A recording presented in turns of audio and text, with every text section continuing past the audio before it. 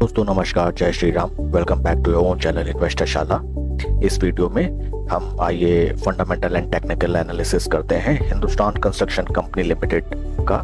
And इस company की तरफ से लेटेस्ट धमाकेदार अनाउंसमेंट भी आज रिलीज की गई है, उसको भी हम एक नज़र देखते हैं। सबसे पहले with regard to Hindustan construction company, Hindustan construction company script code is HCC, एक फ्लैगशिप कंपनी है जो कि इंजीनियरिंग सेक्टर की लिस्टेड कंपनी जो कि मोस्टली मैन्युफैक्चर करती है dams, tunnels, bridges, hydro, nuclear and thermal power plants, expressways, roads, marine works, water supply, irrigation system and industrial buildings across the country. तो एक बहुआयामी कंपनी, different scopes of work company undertake करती है। यह company की वेबसाइट HCC एंड कंपनी ने अपनी वेबसाइट में प्राउडली मेंशन किया है that they have constructed 4036 lane kilometer of highways.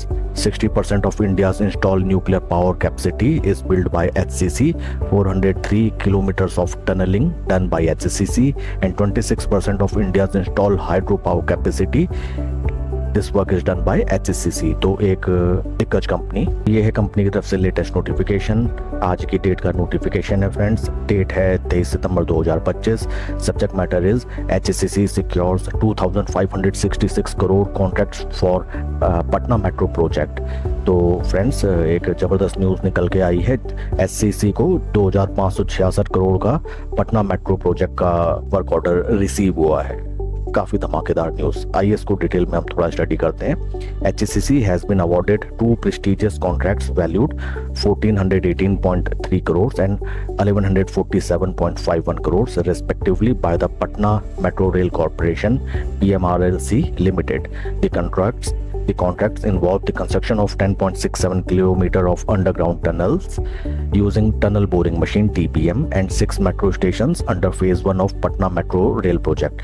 तो friends Patna metro rail project का वर्क ऑर्डर रिसीव हुआ है HCC को एंड काफ़ी प्रेस्टिजियस, काफ़ी बड़ा ये प्रोजेक्ट वर्क है जिसमें 10.67 किलोमीटर अंडरग्राउंड टनल्स प्रिपेयर की जाएंगी by the HCC and 6 metro station भी कंस्ट्रक्ट की जाएंगी HCC के द्वारा। ये है डिटेल कंपनी की तरफ से नोटिफिकेशन, आप इसको स्टडी कर सकते हैं। HCC has played a pivotal role in India's metro expansion, having delivered significant portions of the Delhi Metro, Bangalore Metro, Mumbai Metro Line 1 and Kolkata Metro। तो friends different metro projects already HCC ने undertake किए हैं and metro corridor construction के work में HCC company दिग्गज company. And आइए अब हम चलते हैं कंपनी के फंडामेंटल्स की तरफ। ये कंपनी के fundamentals, market cap is 5364 crore, share trade कर रहा है 32.35 के पी रेशियो में, जबकि इंडस्ट्री पी लगभग 27। तो पी वैल्यूएशन वाइज कंपनी एक प्रीमियम पे ट्रेड कर रही है। बीते एक साल का रिटर्न -34% एंड बीते 3 महीने का रिटर्न -ऑलमोस्ट 2%। तो बीते एक साल में स्टॉक ने कोई भी पैसा जनरेट नहीं किया, ऑलमोस्ट 34% पैसा लोगों का साफ।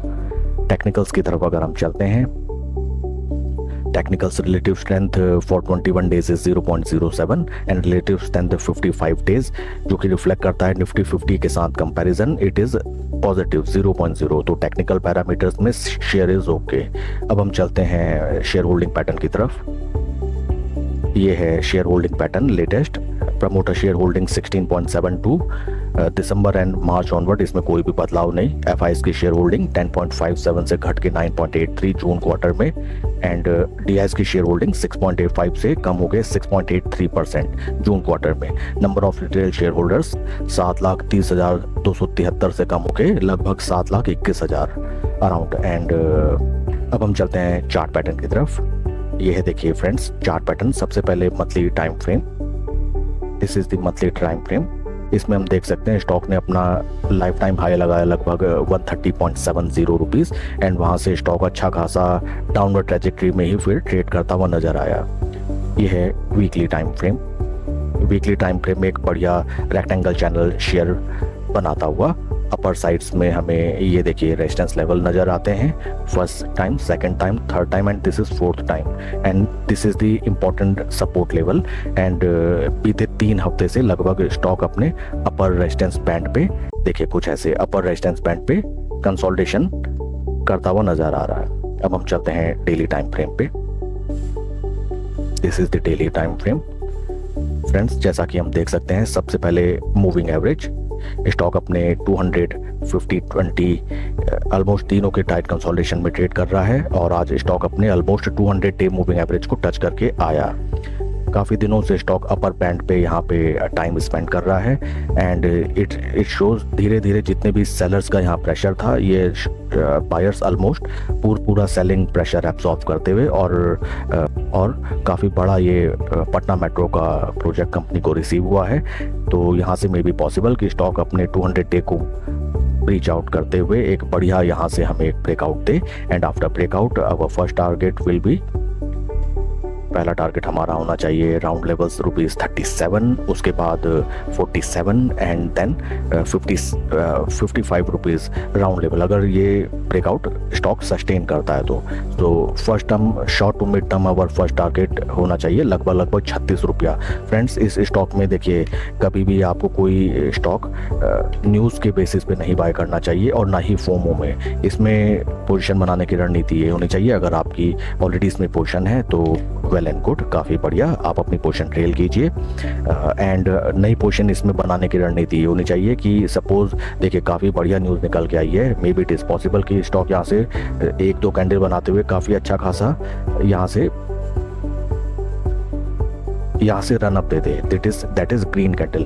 बट हमें फोमो में पोजीशन नहीं बनानी चाहिए, क्योंकि जब हम फोमो में पोजीशन बनाते हैं उसी समय पंप एंड डंप का गेम भी किया जाता है and most of the times breakout failure हो जाता है। हमें क्या करना चाहिए, देखिए फ्रेंड्स, जब भी रैली सस्टेन करती है, ये देखिए 20 day moving average and this is 50 day moving average, stock हमेशा रिट्रेस करके अपने 20 या 50 डे मूविंग एवरेज पे सपोर्ट जरूर लेता है। तो नई पोजीशन अगर आपको बनानी है, फोमो में नहीं पड़ना है, आप जब भी स्टॉक 20-50 मूविंग एवरेज के सपोर्ट लेवल पे आता है एंड वहां पर आप अपनी नई पोजीशन बना सकते हैं बजाय फोमो के। अगर आप इमीडिएट पोजीशन बनाना ही चाहते हैं तो थोड़ा बहुत सपोज 5% आप या 10% अपने कैपिटल का लगा सकते हैं, लेकिन वो भी फोमो में नहीं, स्लो एंड स्टडी पोजीशन बनाना होता है। That's it for the video friends. आपके कोई क्वेश्चंस या क्वेरीज आप कमेंट सेक्शन में पूछें। Please like and subscribe my channel. कोई भी इन्वेस्टमेंट डिसीजन लेने से पहले अपने फाइनेंशियल एडवाइजर की सलाह आप जरूर लें। Thank you friends.